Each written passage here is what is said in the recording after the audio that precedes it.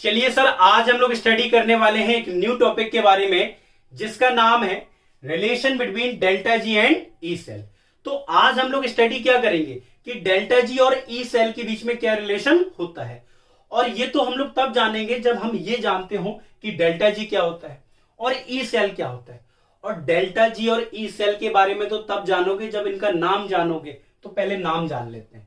बेटा delta G का नाम होता है गिव्स फ्री एनर्जी चेंज। क्या नाम होता है बेटा? गिफ्ट फ्री एनर्जी चेंज, या फिर इसे आप बोल सकते हो change in gift free energy. और यहां पे बेटा जो ई सेल होता है इसको बोलते हैं सेल पोटेंशियल, या इसका एक और नाम होता है। इसको हम लोग पिछले लेक्चर में डिटेल में पढ़ चुके हैं कि ई सेल क्या होता है। दो नाम होते हैं इसके, एक तो सेल पोटेंशियल और एक नाम और होता है ईएमएफ ऑफ द सेल। तो किसी भी नाम से आप इसे पुकार सकते हो, कोई दिक्कत नहीं। तो इसके बारे में तो हम लोग जान चुके हैं पिछले लेक्चर में, पर डेल्टा जी हमारे लिए क्या है, एक नया वर्ड है। इस चैप्टर में हमने ये वर्ड कहीं भी नहीं सुना, तो इसका जानना तो बहुत जरूरी है। तो सर पहली बार आया क्या? नहीं, क्लास 11 में थर्मोडायनेमिक्स का एक चैप्टर है, वहां पे डेल्टा जी के बारे में डिटेल में बताया जाता है, पर उम्मीद है आपने वहां सीखा ही नहीं होगा। तो इसीलिए हम लोग बिल्कुल बेसिक से कवर करेंगे, कोई दिक्कत नहीं है। चलिए तो जानते हैं कि सर ये क्या होता है। देखो डेल्टा जी को आप जानो, उससे पहले ये तो जान लो कि जी क्या होता है, मतलब गिव्स फ्री एनर्जी क्या होता है। फिर हम लोग ये भी जान लेंगे कि गिव्स फ्री एनर्जी में चेंज कैसे निकालते हैं। बहुत ध्यान से देखिएगा सर। कैसे? देखो गिव्स बेटा यहां पे जो है एक साइंटिस्ट का नाम है। एक्चुअली में एक कॉन्सेप्ट जानना है जिसका नाम है फ्री एनर्जी। किसी भी सिस्टम की फ्री एनर्जी क्या होती है। गिब्स तो एक साइंटिस्ट का नाम है, इसी वजह से इसका नाम पड़ गया गिब्स की फ्री एनर्जी, क्योंकि इन्होंने ही उसको डिटरमाइन किया था। क्लियर है? चलिए सर ध्यान से, क्या है, मान लीजिए बेटा कोई एक सिस्टम है, ठीक है।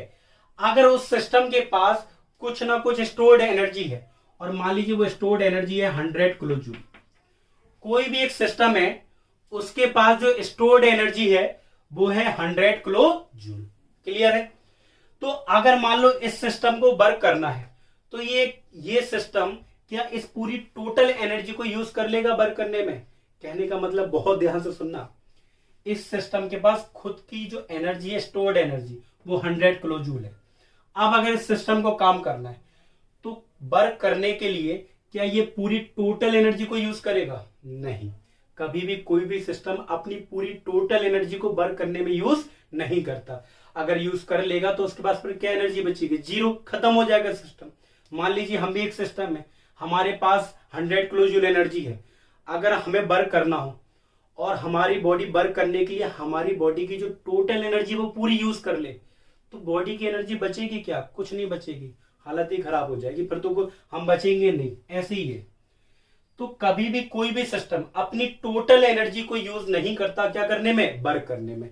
तो कितनी एनर्जी को यूज करता वर्क करने में? जरा ध्यान से देखिए, 100 किलो जूल इसके पास टोटल स्टोर्ड एनर्जी है, उसमें से मान लीजिए 50 किलो जूल वो एनर्जी है जो ये वर्क करने के लिए यूज करता है।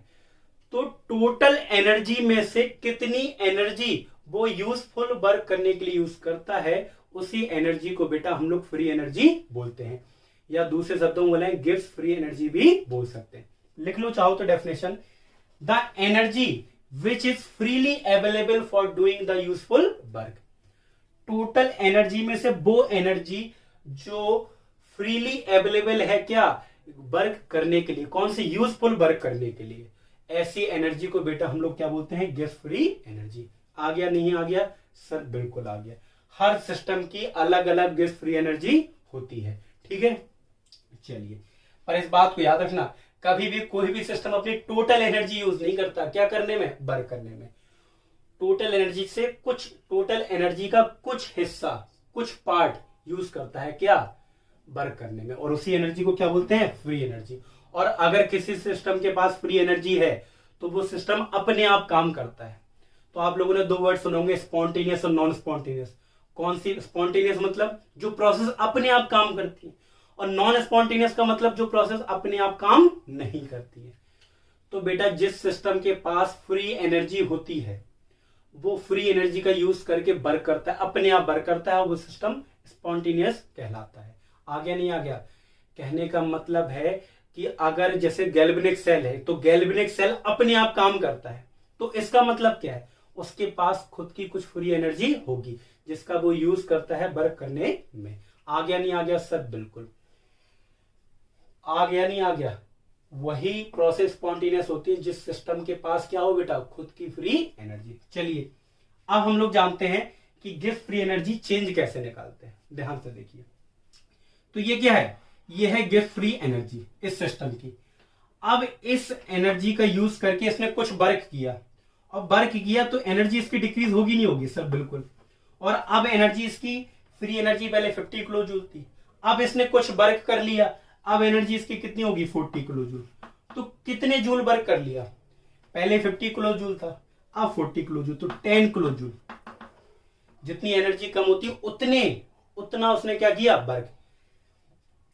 पहले फ्री एनर्जी कितनी थी, 50 किलो जूल, अब उसने वर्क किया उस सिस्टम ने, तो उसकी एनर्जी क्या होगी, कम होगी।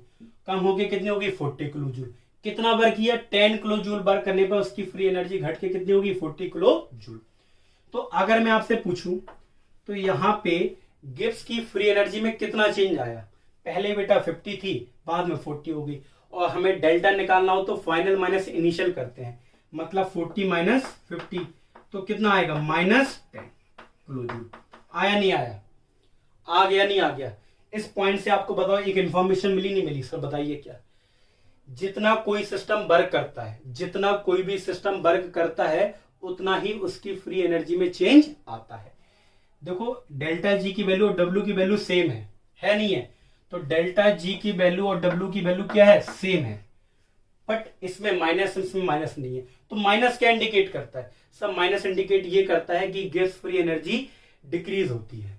जब कोई सिस्टम वर्क करता है तो उसकी गिब्स फ्री एनर्जी क्या होती है, डिक्रीज होती है। इस बात को उम्मीद है आप सभी को समझ में आ गया होगा। तो मैं एक बार रिकैप कर देता हूं, फिर हम लोग यहाँ पे कंसिडर करते हैं। बताइए क्या? सबसे पहले से हम लोगों ने जाना गिब्स फ्री एनर्जी। एक कोई सिस्टम है, उसके पास स्टोर्ड एनर्जी 100 किलो जूल थी, तो टोटल एनर्जी कभी भी कोई सिस्टम यूज नहीं करता है वर्क करने के लिए। उस टोटल एनर्जी का कुछ हिस्सा वो यूज करता है, कुछ पार्ट यूज करता है क्या, यूजफुल वर्क करने के लिए। तो टोटल एनर्जी का जितना पार्ट वो यूजफुल वर्क करने के लिए यूज करता है, उसी एनर्जी को बेटा हम लोग बोलते हैं गिब्स फ्री एनर्जी। आ गया नहीं आ गया? बिल्कुल। हर सिस्टम के लिए गिब्स फ्री एनर्जी की वैल्यू अलग अलग होती है। अब वो जब सिस्टम अपने आप वर्क करेगा तो जितना वो वर्क करता है उतना ही उसकी गिब्स फ्री एनर्जी में क्या आता है, चेंज। आ गया नहीं आ गया? जितना कोई भी सिस्टम वर्क करता है उतना ही उसकी गिब्स फ्री एनर्जी में क्या आएगा, चेंज।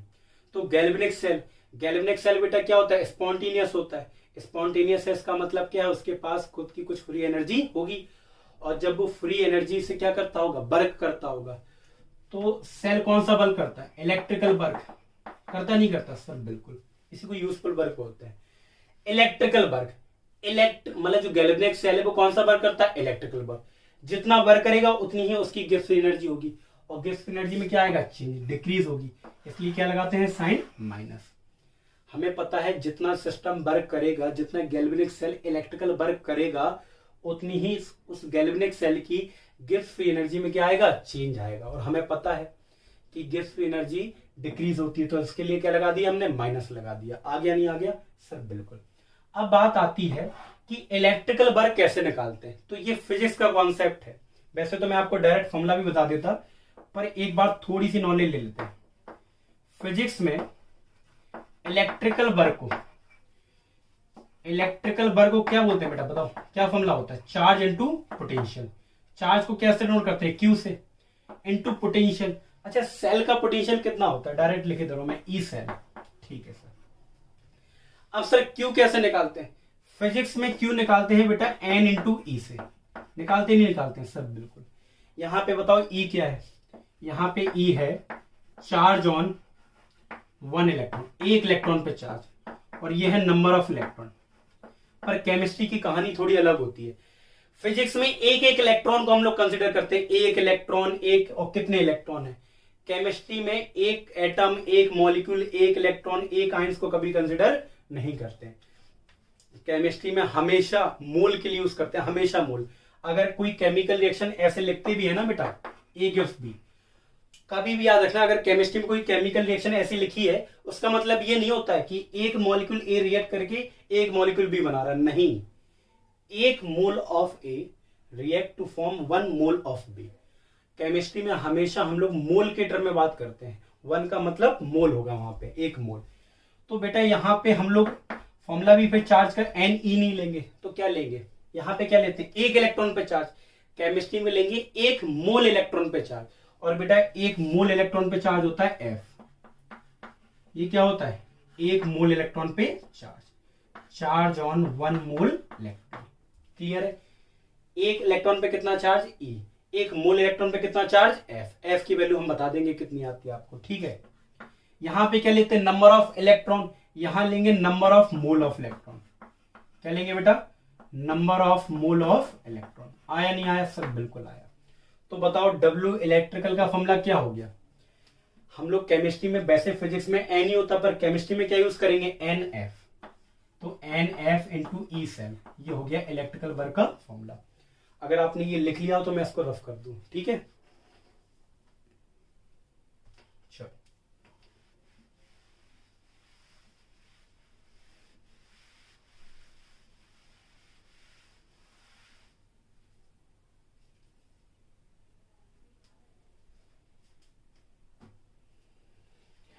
चलिए, अब बेटा अगर हम लोग ये वैल्यू उठा के इस क्वेश्चन में रख दें तो डेल्टा जी बराबर कितना आ जाएगा, आप बताओ।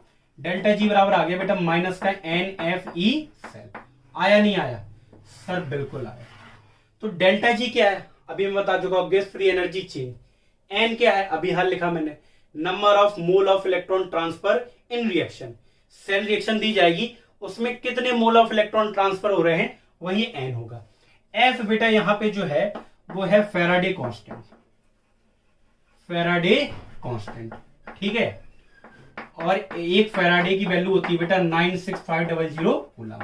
एक मोल इलेक्ट्रॉन पे इतना चार्ज होता है। ई सेल आपको पता ही है, बिल्कुल पता है। वैसे ई सेल कहां से निकालते हैं, नस्ट इक्वेशन से। तो ये गिवन हो, ये गिवन हो, ये गिवन हो, ये निकाल लोगे। एन कहां से निकालते हो, रिएक्शन को देख के। एफ आपको याद होना चाहिए, जनरली गिवन होगा।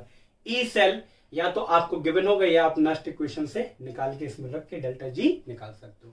क्लियर है सर। अच्छा एक बात याद रखना, इसमें भी केस बनते हैं, बताइए क्या केस फर्स्ट। अगर किसी भी सेल रिएक्शन, कोई सेल रिएक्शन स्पॉन्टेनियस है या नॉन स्पॉन्टेनियस, वो तभी पता चलता है। तो हम कह सकते हैं सेल रिएक्शन इज स्पॉन्टेनियस या सेल रिएक्शन इज फीजिबल। कोई सेल रिएक्शन स्पॉन्टेनियस है या कह दो फीजिबल है, कैसे पता चलेगा, उसके लिए कंडीशन होती है बेटा। ई सेल की वैल्यू क्या होती है, पॉजिटिव। अगर ई सेल की वैल्यू पॉजिटिव आ रही है तो बताओ इसमें ई सेल रखोगे तो डेल्टा जी की वैल्यू क्या आएगी, नेगेटिव। और डेल्टा जी की वैल्यू नेगेटिव का मतलब बेटा क्या होता है, स्पॉन्टेनियस। आ गया। आपको अगर कोई सेल रिएक्शन दे दी जाए और आपसे कहा जाए बताओ ये सेल रिएक्शन फीजिबल है या बोल दे स्पॉन्टेनियस है, तो आप कैसे बताओगे, सर उसका ई सेल निकाल लेना। अगर ई सेल पॉजिटिव आ रहा है तो डेल्टा जी अपने आप क्या आएगा, नेगेटिव आएगा। आएगा नहीं आएगा, बिल्कुल आ गया सर। एक केस हम लोग चाहो तो यहीं पे डिस्कस कर सकते हैं, बताइए क्या। केस सेकंड, क्या सर, केस सेकंड ये है कि अगर ई सेल की वैल्यू नेगेटिव आ रही है तो डेल्टा जी की वैल्यू क्या आएगी बेटा, पॉजिटिव। और अगर डेल्टा जी पॉजिटिव आ रहा है तो वो सेल रिएक्शन स्पॉन्टेनियस नहीं होगी। Cell reaction is not spontaneous. Spontaneous बोल दो या बेटा क्या बोल दो, नॉट फीजिबल। वो रिएक्शन पॉसिबल नहीं होगी। आ गया नहीं आ गया। हम कुल मिला के कहने का मतलब ये है कि इस दो सेल को मिलाने के बाद गैल्वेनिक सेल बनेगा, ये हम लोग डेल्टा जी की वैल्यू से निकाल सकते हैं। मान लो ये गैल्वेनिक सेल हमने कोई 2 रॉड ली मेटल की, अलग अलग मेटल की, उनको मिला के हमने गैल्वेनिक सेल बनाया। वो सेल काम करेगा नहीं करेगा कैसे पता करोगे, डेल्टा जी की वैल्यू निकाल लो। उसके लिए आपको किसकी वैल्यू निकालनी है, ई सेल की। अगर ई सेल की वैल्यू पॉजिटिव आ रही है तो डेल्टा जी नेगेटिव आएगा, वो सेल अपने आप काम करेगा। क्लियर है, आ गया नहीं आ गया सर, बिल्कुल ठीक है। वो हम जब इसके क्वेश्चन लगाएंगे तो आप इसके एप्लीकेशन आपको समझ में आ जाएंगे। अभी आप इस फॉर्मूले पे ध्यान दो। अच्छा अगर मान लो ई सेल की वैल्यू 0 आ गई तो डेल्टा जी वैल्यू क्या होगी, 0। तो वो कंडीशन इक्विलिब्रियम की होती है, वो हम लोग कंसिडर करेंगे आगे। बस आप इतनी चीजों को याद रखो। एक फॉर्मूले को सर आप और याद रखना है, बताइए क्या, ध्यान से बेटा। अगर स्टैंडर्ड कंडीशन हो, at standard condition, at standard condition हम लोग डेल्टा जी क्या हो जाएगा, डेल्टा जी नॉट, एन तो एन रहेगा, ई सेल क्या हो जाएगा, ई नॉट सेल। ये बात आप याद रखना। और डेल्टा जी नॉट यहां पे क्या हो जाएगा, स्टैंडर्ड गिव फ्री एनर्जी। आ गया नहीं आ गया सर, बिल्कुल। और ई नॉट सेल क्या है, स्टैंडर्ड सेल पोटेंशियल। इसकी वैल्यू या तो आपको गिवन होगी या रिएक्शन को देख के आप निकाल सकते हो। तो आप न्यूमेरिकल में ज्यादातर देखेंगे, ज्यादातर हम लोग इसी फॉर्मूले को यूज करेंगे, इस फॉर्मूले को भी यूज करेंगे, पर ज्यादातर हम लोग इसको यूज करेंगे। आगे नहीं आ गया तो उम्मीद है रिलेशन वैसे बहुत छोटा टॉपिक था, पर हम लोगों ने काफी डिटेल में डिस्कस किया। और यकीन मानिए पेपर में सिर्फ फॉर्मूले का यूज आता है। पेपर में आपने कॉन्सेप्ट समझाओ ना समझाओ कोई दिक्कत नहीं, 3 चीजें याद रख लो। बताइए क्या सर, एक ये फॉर्मूला, एक ये फॉर्मूला और ये 2 केस, बस काम बन जाएगा पेपर में। डेरिवेशन में इतनी चीजें पढ़ाई वो इसलिए बताई मैंने कि आपको टॉपिक फील हो जाए। क्लियर है, आगे नहीं आ गया सर। चलिए अपन लोग कुछ क्वेश्चन लगा लेते हैं। उसके लिए आपको पता होना चाहिए कि एन क्या होता है, एफ क्या होता है, ई नॉट सेल क्या होता है, डेल्टा जी नॉट क्या होता है। क्लियर है, चलिए सर क्वेश्चन लगाते हैं ध्यान से। चलिए सर अब हम लोग कुछ क्वेश्चन कर लेते हैं, जिससे अभी जो हम लोगों ने टॉपिक पढ़ा है उससे रिलेटेड सारे डाउट्स क्या हो जाए क्लियर। बेटा क्वेश्चन है द स्टैंडर्ड इलेक्ट्रोड पोटेंशियल मतलब E naught for Daniell cell is 1.1 volt. कहने का मतलब ये है बेटा, आपको ई नॉट सेल की वैल्यू दी गई है 1.1 volt. Calculate delta G naught, आपको डेल्टा जी नॉट निकालना है। ठीक है सर, आपको पता है डेल्टा जी नॉट निकालना है, तो डेल्टा जी नॉट का फॉर्मूला तो हम सभी को पता है सर, क्या होता है, माइनस का N F E naught cell. ठीक है, यही तो होता है, माइनस का N F E naught cell. बेटा एन मैंने बताया था रिएक्शन को देख के निकालते हैं, जरा ध्यान से देखो। यहाँ पे जेड एन है सर, बिल्कुल है। किसी एक आयन को पकड़ लो, जेड एन है और जेड एन प्लस 2, किसी एक मेटल को देखो रिएक्शन में और उससे एन की वैल्यू निकाल लो। यहाँ जेड एन पे कितना चार्ज है बेटा, 0। यहाँ पे +2, कितना चेंज आ रहा है, 2 का, तो एन की वैल्यू क्या होगी, 2। मान लो आपका मन नहीं मान रहा, आपने कॉपर +2 को सिलेक्ट किया, तो इसको भी देख लो, यहाँ भी 2 का चेंज आएगा। यहाँ पे कितना चार्ज है, +2, यहाँ पे 0, तो कितना चेंज आ रहा है कॉपर में, +2 का, तो एन की वैल्यू होगी 2। प्लस माइनस से फर्क नहीं होता, जो मैग्नीट्यूड होता है उससे फर्क होता है। तो एन की वैल्यू बेटा कितनी आ गई, 2 आ गई। एफ की वैल्यू आपको गिवन दे रखी है कितनी, 96500 कूलम। और ई नॉट सेल की वैल्यू बेटा कितनी दे रखी, 1.1 वोल्ट। आप जब इसको मल्टीप्लाई करोगे तो लगभग जो आंसर आएगा आपका 212,300 किलो जूल पर मोल, जो इसकी यूनिट सॉरी जूल पर मोल। क्लियर है, आया नहीं आया, क्योंकि ये वैल्यू बड़ी है तो आप चाहो तो इसको किलो जूल में भी चेंज कर सकते हो। कितना हो जाएगा सर, 1000 का डिवाइड कर दो, 212.300 लिखना चाहो तो ठीक है, नहीं तो किलो जूल पर मोल। ये वैल्यू होगी कि बेटा किसमें, किलो जूल में। आ गया नहीं आ गया, एक क्वेश्चन और कर लेते हैं। इस क्वेश्चन को थोड़ा सा और टफ बनाना, तो पता क्या करेंगे, आपको ई नॉट सेल डायरेक्ट नहीं देंगे, आपको यूनिट सेल भी निकालना पड़ेगा। ई नॉट सेल निकाल के फिर इस फॉर्मूले में रख के तब डेल्टा जी नॉट आएगा। बस इतना टफ बनाते हैं इस क्वेश्चन को। आ गया नहीं आ गया, तो एक क्वेश्चन और कर लेते हैं, फिर आपके डाउट्स क्लियर हो जाएंगे। ओके चलिए देखो यहाँ पे, चलिए सर अब हम लोग डिस्कस करते हैं सेकंड क्वेश्चन को। और सेकंड क्वेश्चन को लगाने के बाद आपके लगभग डाउट क्या हो जाएंगे, क्लियर हो जाएंगे। तो चलिए लगाते हैं सेकंड क्वेश्चन। देखिए क्वेश्चन में आपको एक सेल रिएक्शन दी गई और क्वेश्चन में आपको ई नॉट सेल ना देके इलेक्ट्रोड पोटेंशियल दे रखे हैं और आपको डेल्टा जी नॉट निकालना है। बेटा आपको डेल्टा जी नॉट निकालने का फॉर्मूला तो पता ही है सर, क्या होता है, माइनस का N F E naught cell. होता नहीं होता सर, बिल्कुल यही होता है, माइनस का N F E naught cell. आपको एन चाहिए, एफ चाहिए और ई नॉट सेल चाहिए। मैंने बोला है एन तो रिएक्शन को देख के ही निकाल लेते हैं। कैसे, यहाँ पे ए पे देख लो बेटा, ए पे कितना चार्ज है सर, दिख ही नहीं रहा, 0। यहाँ पे एक ए पे कितना है, +2, और 3 ए पे कितना हो जाएगा, +6। तो कितना चेंज आ रहा है 0 से +6 में सर, 6 का। तो एन की वैल्यू आ गई 6। आप बी को देख के निकाल सकते हो अगर मन नहीं माने। बी पे कितना चार्ज है, +3, 2 बी पे +6 और यहाँ पे 0। कितना चेंज आ रहा है, 6 का। और एफ की वैल्यू तो आपको याद होनी चाहिए, 96500। ई नॉट सेल आपको याद नहीं है, याद का मतलब आपको ई नॉट सेल गिवन नहीं है। तो पहले तो आप ई नॉट सेल निकाल लो, उसके बाद आप इसमें रख दो, आंसर आपका आ जाएगा। ई नॉट सेल कैसे निकालते हैं बेटा, मैंने बताया था तीन कॉन्सेप्ट आपको याद है, मतलब 3 स्टेप याद रखने हैं। First make the formula, then put the value and get the answer. E naught cell की वैल्यू निकल आएगी। फॉर्मूला किसे देख के बनाना है? रिएक्शन को देख के। देखो ई नॉट रिएक्शन में क्या है? ए है, ए किस में चेंज हो रहा है? A+2 में, ठीक है। प्लस ई नॉट B+3 किस में चेंज हो रहा है बेटा? B में। तो कोई दिक्कत ही नहीं है। रिएक्शन के देख के हमने क्या बना लिया? फॉर्मूला बना लिया। हमें क्वेश्चन में ई नॉट ए से A+2 ही दिया गया सर, बिल्कुल यही दिया गया 6 वोल्ट। हमें क्वेश्चन में चाहिए, मतलब इस फॉर्मूले में चाहिए ई नॉट B+3 से B, पर हमें दिया क्या गया? ई नॉट से B से B3+। अगर हमें B+3 से B चाहिए तो कितना हो जाएगा? -1 वोल्ट। ये स्टैंडर्ड ऑक्सीडेशन पोटेंशियल है और हमें चाहिए था स्टैंडर्ड रिडक्शन पोटेंशियल। दोनों बराबर होते हैं, बस साइन का फर्क होता है।